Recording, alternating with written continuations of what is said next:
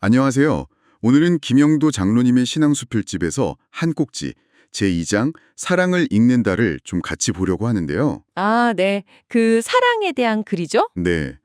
이게 사랑을 그냥 감정 이런 게 아니라 다른 사람의 존재 가치를 높여주는 거다. 이렇게 좀 적극적인 행위로 보더라고요. 그렇죠. 상당히 흥미로운 정의예요. 보통 사랑하면 감정을 먼저 떠올리는데 여기선 어떤 기능이랄까? 행위에 초점을 맞추는 거죠. 맞아요. 그래서 이 관점을 가지고 글에 나오는 이야기들, 또 성경 해석들을 좀 차분히 따라가 보면서 종교가 없는 분들도 같이 생각해 볼 만한 질문들을 던져보면 어떨까 싶습니다. 좋습니다. 뭐 보편적인 이야기니까요. 어떻게 시작하나요, 글이? 글은 학교 폭력으로 되게 힘들어했던 여중생 이야기부터 시작해요. 전학을 왔는데 처음에 다들 걱정했죠. 아, 네. 적응하기 힘들었을 텐데. 그렇죠. 근데 이제 담임 선생님이랑 반 친구들이 되게 따뜻하게 대해줬다고 해요. 음, 그러면서 애가 점점 치유가 되는데, 특히 기억에 남는 장면이 그 점심시간 배식 때요. 아, 배식대요? 어떤 장면인데요? 한 친구가 다가와서 이리 와? 내 앞에서 하면서 자기 앞에 딱 세워줬다는 거예요. 아, 내 앞에 서라. 네, 이 작은 행동 하나가 글쓴이는 이게 바로 사랑이라고 보는 것 같아요. 왜 이 이야기를 먼저 꺼냈을까요? 그게 바로 작가가 말하고 싶은 핵심 같아요. 존재 가치를 높여주는 행위. 왕따나 무시 같은 건 그 사람의 존재 자체를 막 지우려는 거잖아요. 그렇죠. 없는 사람 취급하는 거니까요. 이 그 친구 행동은 정반대죠. 너 여기 있어도 괜찮아. 너 중요해. 이런 메시지를 그냥 행동으로 보여준 거잖아요. 그 학생의 가치를 뭐랄까 즉각적으로 확 올려준 거죠. 단순한 친절 이상이네요, 정말. 그 아이의 자존감을 세워주는 그런 적극적인 사랑. 네, 맞아요. 그런 작은 행동들이 사실은 한 사람에게 엄청난 의미가 될 수 있다는 거. 어, 당신 주변에도 혹시 그런 순간들이 있지 않을까 돌아보게 되죠. 네, 그러네요. 그리고 작가는 이 존재 가치 높이기라는 개념을 어, 이제 성경으로 가져가서 설명을 하려고 해요. 창세기 이야기요. 아, 창세기, 창조 이야기 말씀하시는 거죠? 네. 하나님이 아담에게 동물들 이름을 짓게 하잖아요. 이게 그냥 이름 붙이는 작업이 아니라 하나하나의 가치를 알아보고 인정해주는 뭐랄까 사랑의 교감이었다. 이렇게 봐요. 흥미로운 해석이네요. 이름 짓기가 가치 부여다. 그리고 그 땅을 정복하라는 말씀도요. 흔히 생각하는 그런 무력 점령이 아니라 사랑으로 온 땅을 덮어서 모든 생명의 가치를 높이는 그런 협력자로서의 다스림이다. 이렇게 재해석을 하더라고요. 오, 상당히 신선한 관점인데요? 보통 정복이라고 하면 좀 다른 이미지를 떠올리니까요. 그렇죠. 또 아담이 하와를 보고 이는 내 뼈 중에 뼈요 살 중에 살이라 이렇게 말했다는 구절 있잖아요. 네네, 유명한 구절이죠. 이걸 인류 최초의 사랑시라고 표현하면서 이게 너랑 내가 다르지 않다, 하나다. 이런 깊은 일체감이면서 동시에 상대방의 존재 가치를 최고로 인정해 준 거다. 이렇게 분석을 해요. 아, 그러니까 사랑의 본질을 하나됨, 그리고 가치 부여. 이 두 가지로 딱 연결시키는 거군요. 작가의 일관된 시각이네요. 물론 뭐 다른 신학적 해석들도 있겠지만요. 네. 당신이 생각하는 사랑의 본질과 이건 어떻게 좀 다른가요? 아니면 비슷한가요? 이런 질문으로 던져볼 수 있겠고요. 그렇죠. 사랑이라는 게 참 여러 얼굴을 가지고 있으니까요. 근데 이렇게 가치를 높여주는 게 항상 아름답지만은 않잖아요. 때로는 고통이나 희생이 따르기도 하고요. 이 부분에 대해서도 이야기가 나오나요? 나옵니다.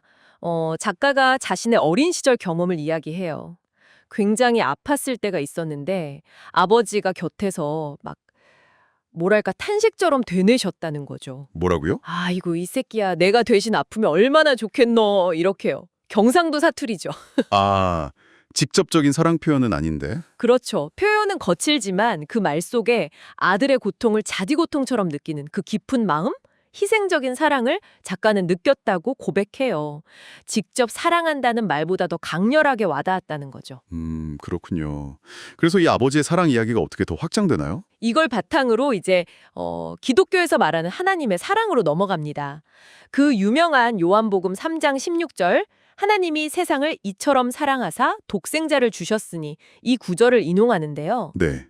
교회 안 다니는 분들도 들어봤을 법한 구절이죠. 네, 여기서 세상을 사랑했다는 게 그 죄 많은 세상 자체를 좋아했다기보다는 그 안에서 고통받는 사람들, 그 사람들을 향한 깊은 연민과 그들을 구원하기 위해서 가장 소중한 것, 즉 아들을 내어주는 희생으로 사랑을 표현했다는 거예요. 아버지의 서툰 말처럼 하나님의 사랑도 결국은 말보다는 행위, 그것도 가장 큰 희생이라는 행위로 나타났다는 거군요. 그렇죠.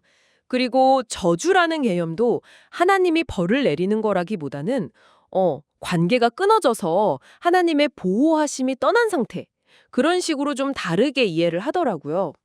관계의 단절로 보는 거죠. 그렇군요. 희생적 사랑. 이게 근데 어디까지 갈 수 있을까요? 그래서 가장 좀 극적인 예시가 나오죠? 네, 바로 손양원 목사님 이야기입니다. 이건 정말 많은 생각을 하게 만들죠. 네. 1948년 여순 사건 때 아, 공산주의자들에게 두 아들이 이르셨는데 네. 그 장례식장에서 오히려 감사 기도를 드리고 맞아요.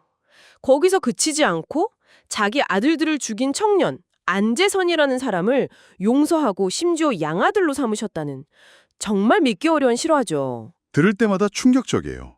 이걸 어떻게 이해해야 할까요? 작가는 이 이야기를 왜 가져왔을까요? 작가는 이게 인간의 힘만으로는 불가능하다고 봐요. 손 목사님이 기도 중에 원수를 회개시켜 내 아들 삼고자 하는 사랑의 마음을 주신 하나님께 감사한다고 하셨다는데 이건 정말 네, 그 그리스도의 마음을 품었기 때문에 가능했다고 설명합니다.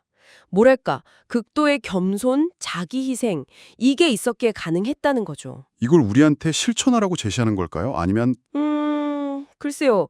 이걸 당장 실천하라고 하기보다는 작가가 앞에서 계속 이야기했던 그 가치를 높여주는 사랑, 그게 어디까지 갈 수 있는가?